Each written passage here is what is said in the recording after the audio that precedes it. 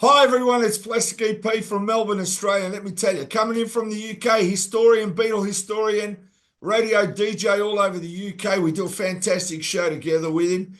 We've got a very special VIP guest, and believe me, we love him. Gary Von Scyoc, and we're going to say a big hello to Eva, your wife as well, because she's great. Now, Gary, how are you? That's the main question. I'm doing great. What was it like to play with an ex-Beatle? Well, Nigel, we had as much drive and ambition as I think the Beatles did. I mean, every band, we were going for it. So it was just one of those things that came along. I don't destiny, whatever we want to call it. It's not something we planned.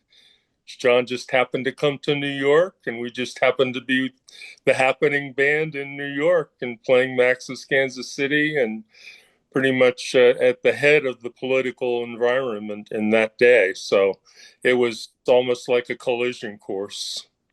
And one that was very well executed. Now, obviously, knowing the life story of John, and he sort of settled himself in Greenwich Village. So where actually were you sort of playing? What sort of clubs or establishments were you playing when you and John sort of got together in the village? Well, we were pretty much a fixture at Max's Kansas City was the name of the club in those days. Among a few others, there was a nice little scene. Folk City was still around, that club that had been around since way back in the 60s.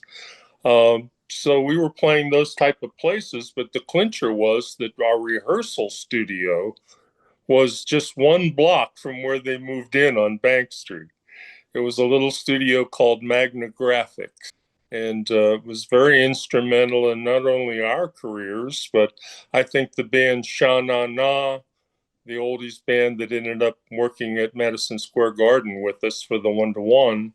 They rehearsed there, and there were Alice Cooper, I think, as well when they rehearsed in New York. So it was quite an amazing little studio, teeny, but again, just a block from where they moved in. So I would actually see John during the day sometimes, like at the Korean deli down the street. And but you just didn't go up to a Beatle and say, hey, and like get in their space. So I never had the kahunas to go up to him and say hello, even though I was dying to do it. Not just personally, but professionally too, because Elephants was, as I said, was a very hard-driven band and ambitious.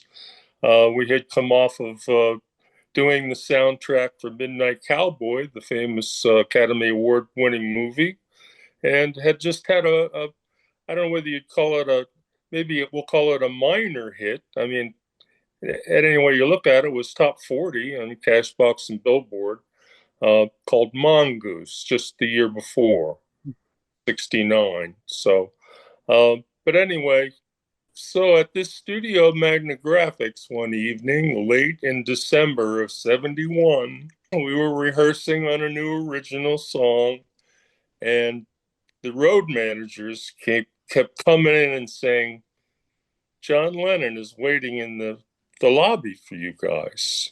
And we thought they were kidding. We thought it was a joke because we did these type of jokes with the crew from time to time. That's something they would come up with. But lo and behold, about a half an hour later, I knew on the look on our manager's face that something was up. So lo and behold, Yoko and John waltzed in, and they had John had that white suit on, or one like it, from Abbey Road. It was just so striking at first. I think my knees buckled, and it was just very exciting. We started playing just silly stuff like Dizzy Miss Lizzie and just the greatest stuff that he really loved, Elvis and all the rock and roll great songs, and not even leaning into the Beatles music yet. Just I don't think we touched on any of those the first night. And we played till like 4 in the morning, and Yoko piped up and said, we'd like to join your band. And we just all looked at each other and busted out laughing because it was just too ridiculous to think about. But once we calmed down and realized that they were serious, uh, we realized we really had something to offer them because here they were a block away wanting to do stuff. And, it's not like we were had a number 1 record or anything. It was just, like in the 40s or 50s, I don't recall, but it would be a good thing for us, a good thing for them. So we merged, as Yoko put it, and she came up with, they didn't want to leave the Plasticono band thing. So Yoko says, well, let's call it Plasticono Elephant's Memory, and that can stand for POEM, poem. She was sold right off the bat. The one thing that struck me with Elephant's Memory was not only were they a very tight band, the musicians themselves, as you've said, were very capable and very together. And I think that gave the band itself a very, very different drive and to become very much a cohesive unit, which is why I believe that John sort of liked and dug what you were doing because he was of that ilk as well. John went for it. He was very powerful, very driven, and despite his growing of age, his rock and roll skills never deserted him. So if he ever wanted to sing, he was always right on the block and right in the key. And your band was exactly the same. So I think that is a compliment to you. Oh, most assuredly. Thank you, Nigel. Coming from you, that's huge. So Well, I totally agree. When we weren't Elephant's Memory, we were all doing studio work at the time. We were very driven individually as musicians. And recently, just on the EP that was just on yesterday, Record Day was put out. There's a statement, a quote from John saying that he felt that Stan Bronstein was the best since King Curtis, and that's a quote from John himself, just included in the yellow vinyl that was released yesterday officially, and that's some compliment to Stan. well, Stan also was a very capable saxophonist, as we call them in England. You might just call him a sax player, a sax player in America, but over here the saxophonist, and he was a very, very capable musician. Again, I think a very powerful entity, and having had the one-to-one concerts for quite a long time, in various forms. He very much drove the band and became a central point, not the central point, a central point. And he did sort of, not sort of, he did 100% back and feel what was going on around him. And I think the other thing, maybe you can confirm for me, was that Stan also could very well improvise exactly when the moment and the mood took him. Oh, most definitely. Stan had spent some time in some very prestigious Latin bands before Elephant's Memory was conceived. Um, a band called Tito Puente and Machito. They would all come down to our gigs when they were in New York, all the Latin players, and coax Stan to come back just to sit in with the bands because they loved him so much.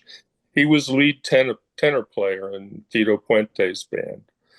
And even further back, he was in the Navy band, I believe. So he was a musician that's musician. And when he was in the room and he was playing, you had to pay attention to what he was doing because he was commanding.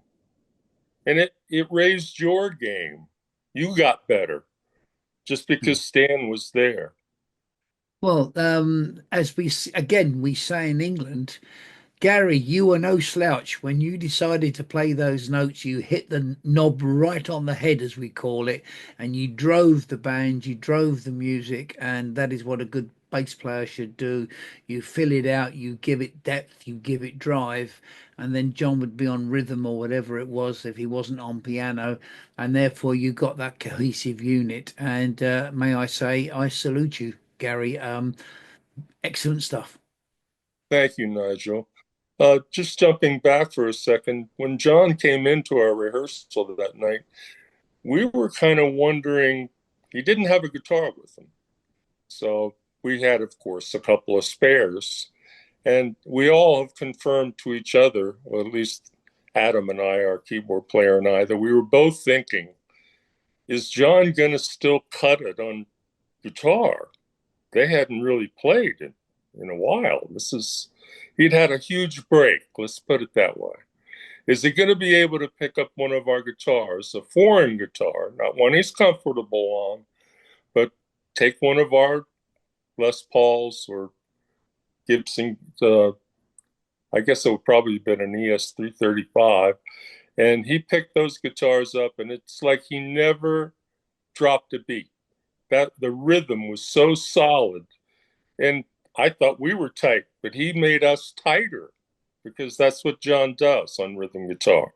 He makes the whole thing go into an amazing space in terms of rhythm and groove.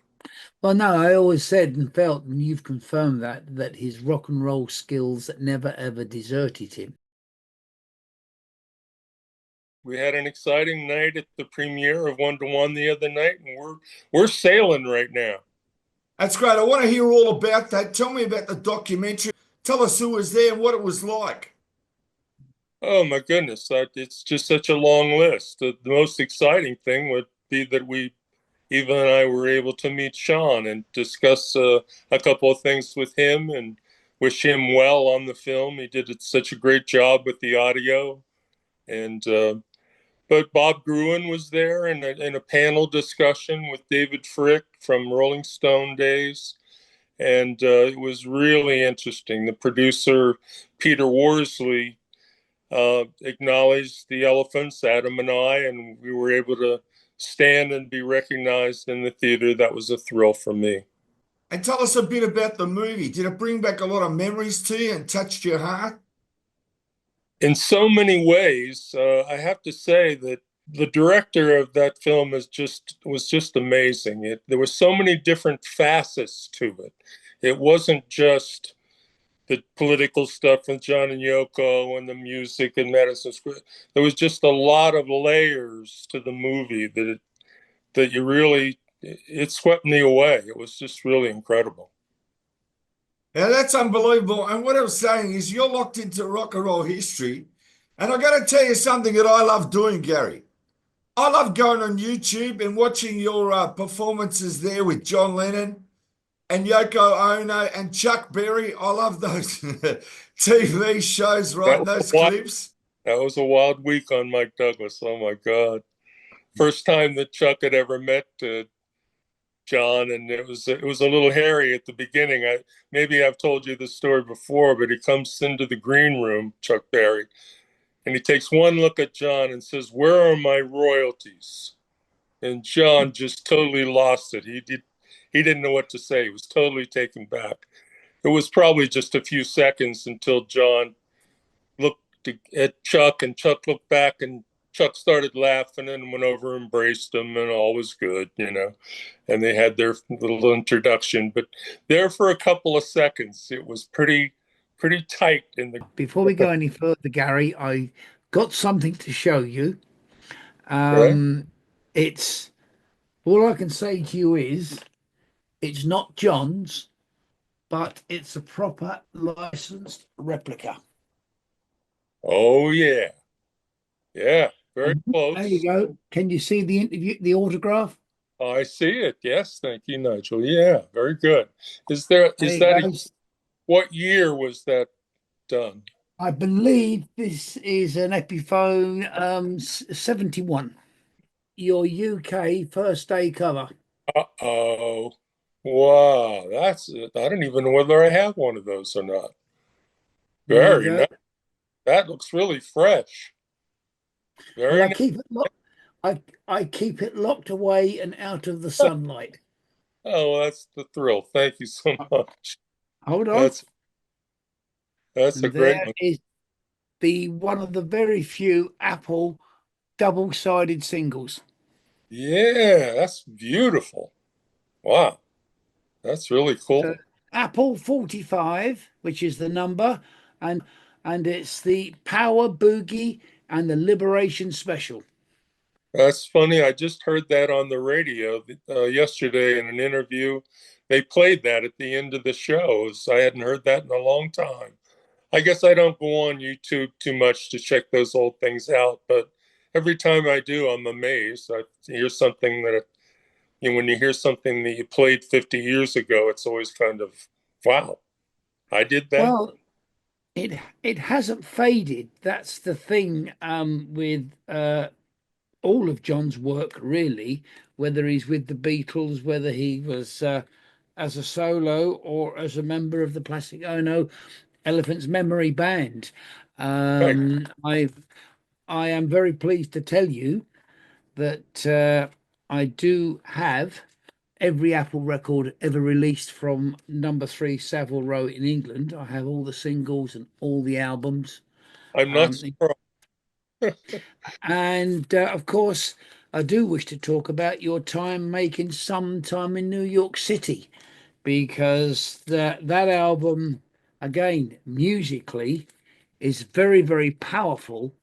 And whilst some of the political content didn't go down too well in England, one can't escape the musical force that goes with it. And if you look at the track, say New York City, the title track, I just think that is a stonking track, as we say. And it's so much power, so much resonance. Lennon's voice drives it to the point of explosion. And then you've got yourself with the band really, really tight. And I just think it's a fantastic track. To me, that is the star track of the album because it's where John and the band you really are. So maybe you can agree or disagree on that fact, but I just think it's a superb track. I totally agree. I think that's in the wake of all the problems that they've had with the obvious song "Woman." Let's just call it "Woman." Uh, there's been a lot of problems getting around that, and I think rightfully so. I think New York City will be the focus of the re-release, and I'm hoping anyway.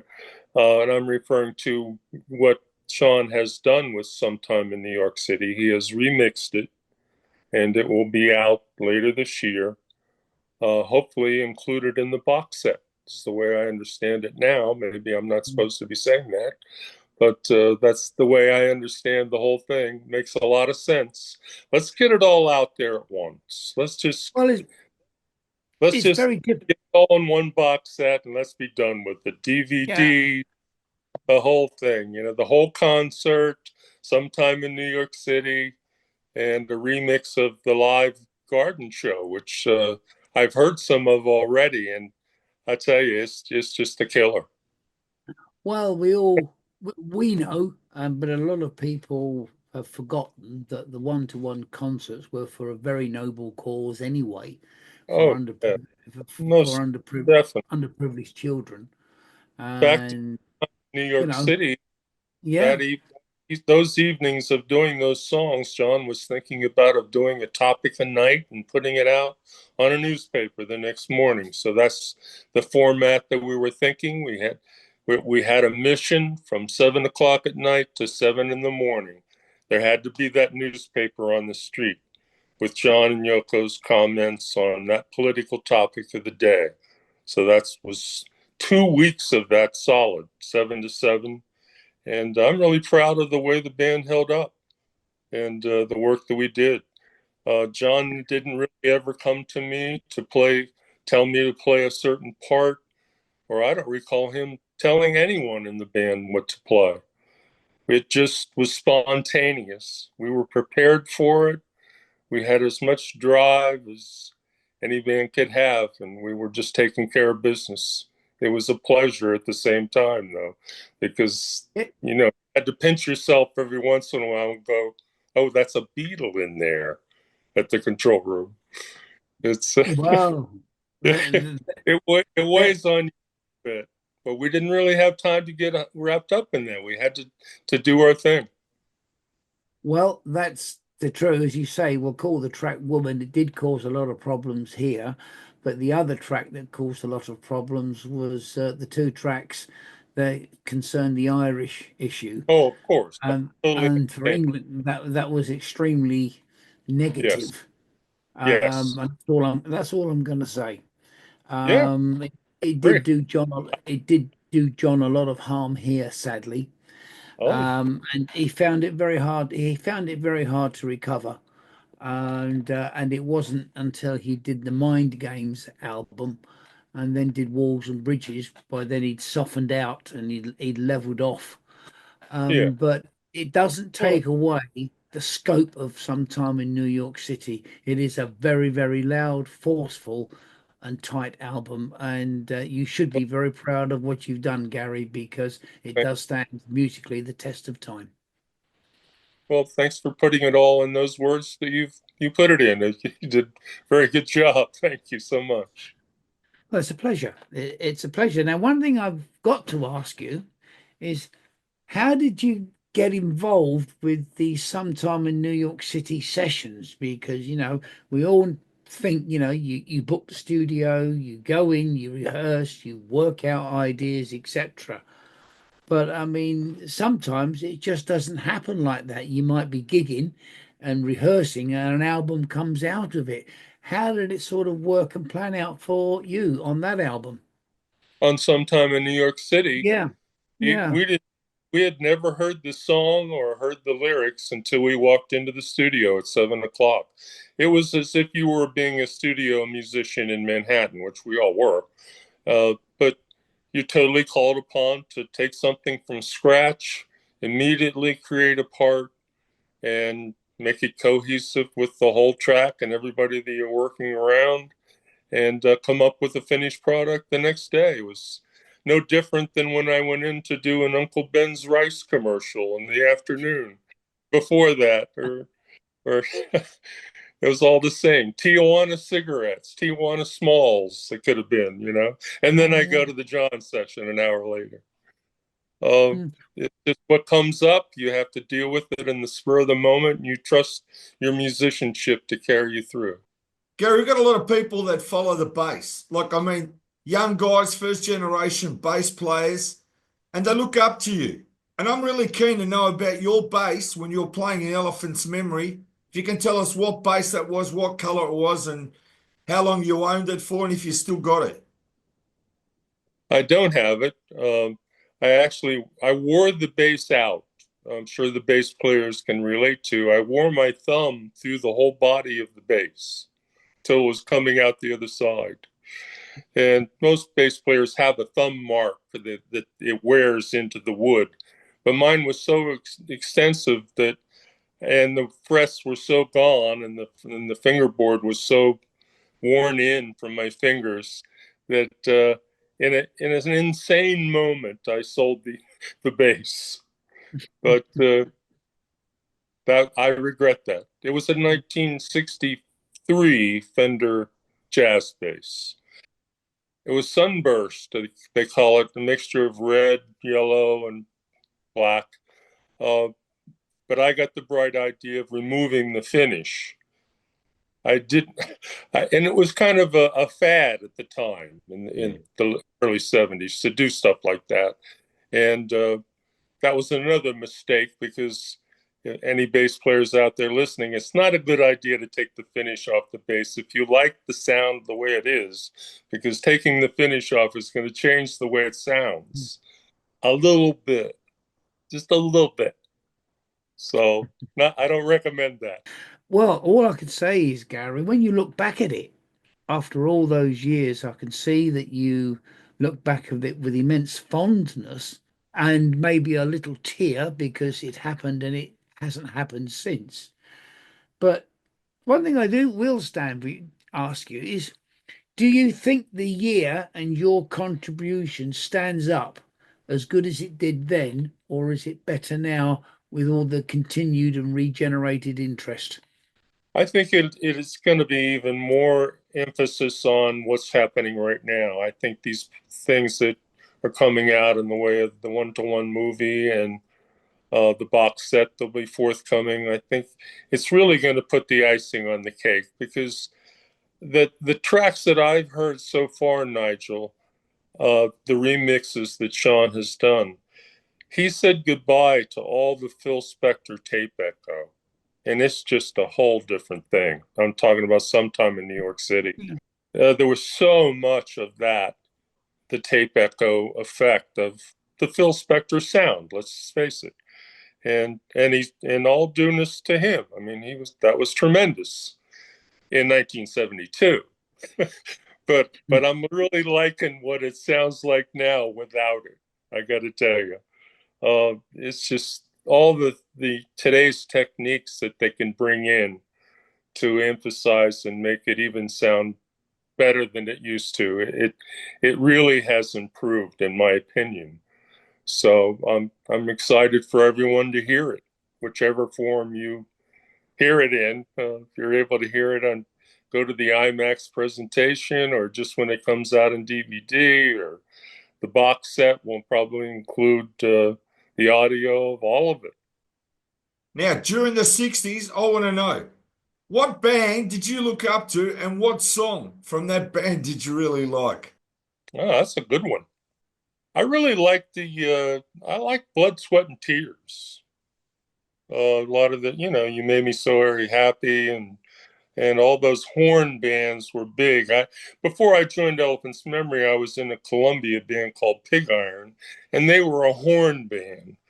And I played a little trumpet in that band. And horn bands we call them horn bands. They were huge in the 60s, late 60s, going up through the early 70s. So I always idolized those guys, especially because they were in Manhattan, and I got a chance to know some of them and hear them playing in clubs around New York. So that's another. And the Electric Flag was another one. I love the bass player Harvey Brooks. Now, I just want to say this. If you go to YouTube, one of my favorite Blood, Sweat, and Tears songs, Spinning Wheel, there's a Oh, there's a video of Gary Puckett with Nancy Sinatra that's on video. It's one of the most amazing uh, recordings and acts that I've seen. That piece of film to me is magic. And I've got to say, Gary Puckett just had an amazing voice, and he's just come out to Australia. oh, most definitely. Great artist. I loved his stuff. And I Mm. was from Pittsburgh, not from New York, so I got a lot. Mm. I got some stuff that they didn't get in New York. A lot of soul music. Uh, so I think that helped me actually to be a bass player for the artists that I was lucky enough to play with, because it's more of a simple style. Most artists just want you to lay down the bottom end, come up with your own parts, and not get in the way, honestly. And that was kind of my thing. Well, you talking of Blood, Sweat, and Tears, I've got to say there's another song of theirs that they have done, which they gave a completely different feel. Was a guy who isn't too well known over in England by the name of Randy Edelman, and he wrote a song called Blue Street. And Blood, Sweat, and Tears do an absolutely beautiful version of that, and it's a lot fuller and a lot less pretty, but it's still got raw emotion of the They had gentleman a trying to find they had himself. I just think it's great brilliant. arrangements, great players. Uh, they were just phenomenal. I mean, it's a shame they didn't last a little longer. Gary Von Syke, having you on the shows like the Beatle album of Sergeant Pepper, a splendid time is guaranteed for all. And let me tell you, you are one of the greatest. Thank you, Plastic EP. Always a pleasure. Let's do it again someday. Thanks, Gary. We salute you.